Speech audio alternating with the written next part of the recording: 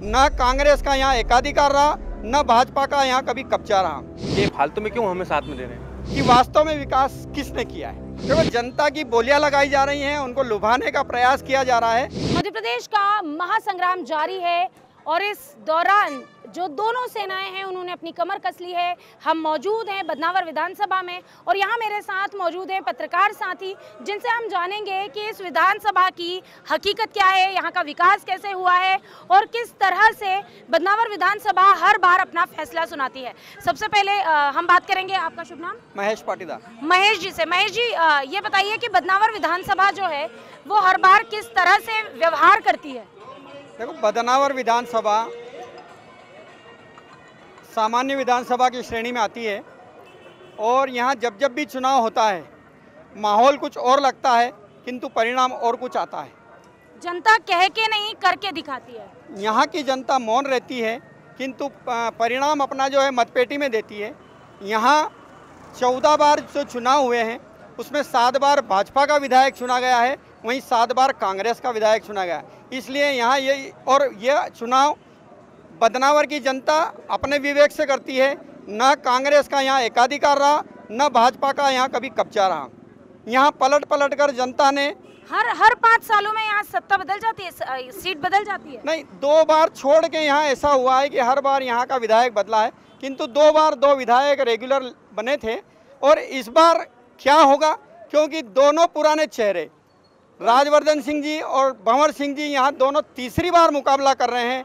दोनों ने एक बार भंवर सिंह जी ने राजवर्धन जी को हराया है, दत्ती गांव जी ने शेखावत जी को हराया। तो इसलिए अभी तक तो बैलेंस है। अब ये जो चुनाव होगा उसमें पता लगेगा कि कौन किस पर भारी है, किसने विकास किया है, किसका विकास धरातल पर है। और विकास धरातल पर है तो जनता के कितने उपयोगी रहा। ये केवल मनगढ़ंत विकास है, ये केवल कागजों में विकास हुआ है। इस प्रकार का जो भी विश्लेषण होगा इस चुनाव के बाद ही पता लगेगा कि वास्तव में विकास किसने किया है। आपका शुभ नाम? धर्मेंद्र अग्निहोत्री। धर्मेंद्र जी, यहाँ पे जो दोनों प्रत्याशी हैं, दोनों पढ़े लिखे प्रत्याशी हैं, दोनों आमने सामने, लेकिन दोनों ही बागी भी हैं। एक भारतीय जनता पार्टी छोड़ के कांग्रेस में आए हैं, एक कांग्रेस छोड़ के बीजेपी में आए हैं। क्या जनता इसका कोई असर दिखेगा जनता की वोटिंग पर? निश्चित तौर पर पहले लोग राजवर्धन सिंह जी कांग्रेस छोड़कर बीजेपी में शामिल हुए थे। अब भंवर सिंह जी शेखावत बीजेपी छोड़कर कांग्रेस में शामिल हुए हैं। तो पहले लोग राजवर्धन सिंह दत्ती गांव को कहते थे कि यह बागी है, अपनी पार्टी छोड़ दी है। अब लोग कहते हैं कि भंवर सिंह शेखावत ने भी अपनी पार्टी छोड़ दी है और वो भी बागी है। तो जो लांछन राजवर्धन सिंह जी पे लगा था वो तो समझ लें आपके मैनेज हो गया है, क्योंकि उन्होंने भी पार्टी छोड़ी है और इन्होंने भी पार्टी छोड़ी है। एक ये भी कहा जा सकता है कि दोनों ही एक दूसरे पर आप आरोप नहीं लगा सकते। आरोप तो लगा रहे हैं, खुलकर देखिए आप सोशल मीडिया पे उनके जितने भी समर्थक हैं एक दूसरे पर निश्चित तौर पर इस बात के लिए तो आरोप नहीं लगा सकते कि आप बिक गए थे और अब आप इधर चले गए हैं। हाँ, वो तो बिल्कुल भी देखने को नहीं मिला है इस चुनाव में कि दोनों प्रत्याशी दल बदल की जो राजनीति है उस पर निश्चित तौर पर अभी तक कोई आरोप इन्होंने लगाया नहीं है। मेरे साथ एक और पत्रकार यहाँ मौजूद हैं, राजेश जी। राजेश जी से हम जानेंगे, राजेश जी, अगर हम ग्रामीण क्षेत्रों की जनता की बात करें, जैसे शहरी क्षेत्र की जो जनता है वो अलग मुद्दों पर करती है, वोट करती है, और जो ग्रामीण क्षेत्र हैं उसमें आपकी पकड़ काफ़ी अच्छी है। तो मैं आपसे सवाल करूंगी कि इस बार जो ग्रामीण क्षेत्र की जनता है वो किस मुद्दे पर चुनेगी अपनी सरकार? ग्रामीण जो है वो विकास के मुद्दे पर सरकार चुनेगी। इस बार भाजपा ने भी विकास बहुत किए हैं, लेकिन जो बड़े बड़े स्तर पे किए हैं, लेकिन जो छोटे स्तर पे है, छोटे जो होना चाहिए वो नहीं किए। इसलिए कुछ जो ग्रामीण क्षेत्र के मतदाता वो नाराज है। यानी कि शहरों को विकास मिला है, शहरी क्षेत्रों को, लेकिन ग्रामीण क्षेत्र विकास से अछूते हैं। ये हमने धार विधानसभा में भी देखा था और हमने आपको बताया भी था कि यही वजह है कि जो ग्रामीण क्षेत्र के लोग हैं वो अभी भी कह रहे हैं कि हम नाराज हैं। क्या लगता है आपको ये जो लाडली बहना आवास योजना, ये दोनों योजनाएं कुछ असर डालेंगी? देखो, धरातल पर दोनों योजनाओं का अपना अपना महत्व है। भाजपा द्वारा 1000 रुपये लाडली बहना को दिया गया, 1250 रुपये। अब कांग्रेस द्वारा 1500 रुपये देने की बात की गई है। कांग्रेस ने 500 रुपये में गैस टंकी देने की बात कही थी, तो भाजपा 450 रुपये में गैस टंकी की बात कर रही है। मतलब बोलियां लगाई जा रही है, जनता की बोली लग रही है। देखो, जनता की बोलियां लगाई जा रही हैं, उनको लुभाने का प्रयास किया जा रहा है, किंतु दोनों ही दल जनता के साथ धोखा कर रहे हैं। इस प्रकार की राजनीति नहीं होना चाहिए। यदि भाजपा सरकार ने 18 साल में जो काम किए हैं उसकी उपलब्धि पर उनको वोट मांगना चाहिए, और कांग्रेस ने जो 1.5 साल और पहले के 70-60 साल में जो विकास किए उसके आधार पर वोट मांगना चाहिए। किंतु दोनों ही दल निम्न स्तर पर पहुंच चुके हैं और केवल लालच देकर अपनी सत्ता हासिल करना चाहते हैं, जो कि बेहद गलत है। ये संविधान के लिए बेहद खतरनाक भी है। राजेश जी, यही सवाल आपसे भी है। ग्रामीण क्षेत्रों में महिलाओं में लाडली बहना योजना को लेकर कैसा मतलब उत्साह है या नहीं है? जी मैडम, ग्रामीण क्षेत्रों में लाडली योजना को लेकर महिलाओं में काफ़ी उत्साह है। तो ये जो आधी आबादी है ये शिवराज भैया से खुश है? हाँ, आधी खुश है। तो शिवराज भैया जो हैं क्या वो असर डालेंगे बदनावर विधानसभा पर थोड़ा? ये तो कुछ नहीं कह सकते, लेकिन ये कह सकते हैं कि हाँ लाडली बहना है, वो ये जरूर कह रही कि हम हमको मामा जी ने जो पैसा दिए हम उन्हीं को वोट करेंगे। तो लाडली बहनाओं का सपोर्ट तो ये कह रहे हैं कि लाडली बहना जो मास्टर स्ट्रोक जिसको कहा जा रहा है शिवराज सिंह चौहान का, 18 सालों तक, एक बार कांग्रेस ने आरोप भी लगाया कि 18 सालों तक शिवराज सिंह चौहान को अपनी इन बहनों का ध्यान नहीं आया। अचानक चुनावी साल में जब सर्वे आते हैं कि भाई कांग्रेस की सरकार बनेगी, तो शिवराज सिंह चौहान मामा से भैया बन गए और उन्होंने अपनी बहनों को पहले 1000 से और अब 1200 से टीका लगाना शुरू कर दिया। तो ये जो 1200 का टीका है ये कितना रास आ रहा है जनता को? देखो 1200 का जो टीका है वो बहना को देने की बजाय जियाजी से वसूला जा रहा है। बहना को 1200 रुपये महीना दे रहे हैं, किंतु भाई जीजा से वो 5000 रुपये महीना बिजली बिल के रूप में वसूल रहे हैं। लेकिन बिजली मैं एक महिला होने के नाते मैं आपसे एक सवाल पूछती हूँ। आप पुरुष हैं, मैं महिला हूँ, सवाल बिल्कुल जायज़ है। भाई घर में चलती किसकी है? देखो चलती तो महिला की है, किंतु बाहर पुरुष की चलती है, और गिनती में यही होता है कि पुरुष के साथ महिला दोनों पहले भी मोदी जी ने एक कह सकते हैं कि इस तरह का 3 तलाक का जो उनका मुद्दा था, इसको कहा जा रहा था कि पिछली बार ये जो चुनाव हुए थे उसमें वो मोदी जी का मास्टर स्ट्रोक था, क्योंकि उनका कहना था कि अगर एक पुरुष कांग्रेस को वोट देगा तो 3 महिलाएं मुझे वोट देंगी। नहीं, ऐसा नहीं है। देखो महिला पुरुष का अपना अपना विवेक रहता है, किंतु फिर भी घर में मुखिया की चलती है। मुखिया बोलता है कि उसको वोट देना है तो 99% महिलाएं मुखिया के कहे अनुसार ही वोट देती है। मैं अपने दर्शकों को बता दूं कि हम अभी ग्रामीण क्षेत्र में मौजूद हैं, इसलिए हम इस बात को कह रहे हैं।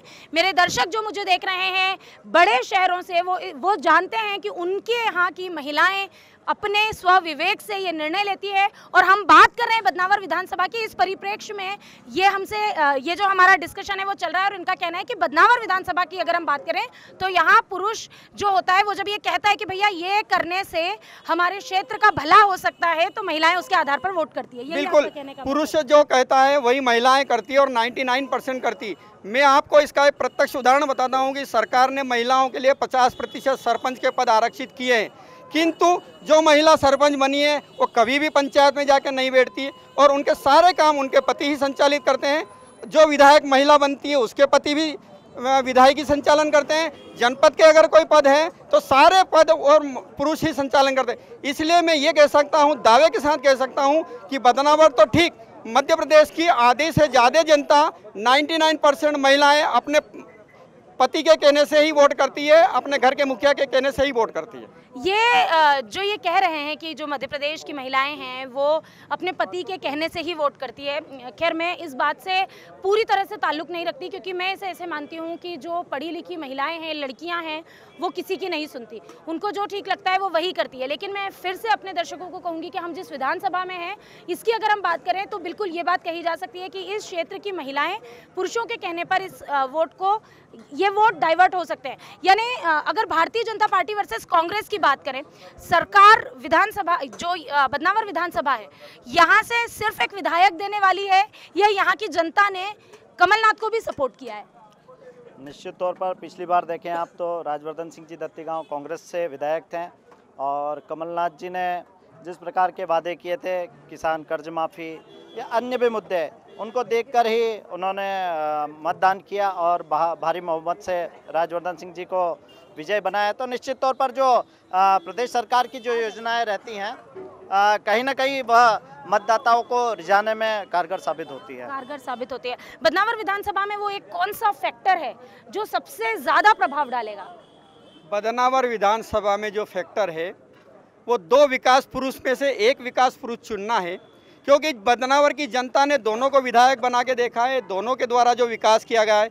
अब किसने क्या विकास किया है ये जनता के विवेक पर डिपेंड है, और किसने भ्रष्टाचार को बढ़ावा दिया है, ये जनता के विवेक पर डिपेंड है। पर मैं आपसे एक ही बात कहता हूँ कि अगर बदनावर में विधायक दत्तीगांव जी चुने जाते हैं और प्रदेश में भाजपा की सरकार बनेगी तब भी वो मंत्री बनेंगे, और कांग्रेस की सरकार कमलनाथ जी की बनी तो शेखावत जी विधायक बने तब भी वो मंत्री बनेंगे। ये मैं दावे के साथ कह सकता हूं। मतलब बदनावर मंत्री विहीन नहीं होगा, ये आपका दावा है? बिल्कुल दावा है कि बदनावर मंत्री विहीन नहीं होगा।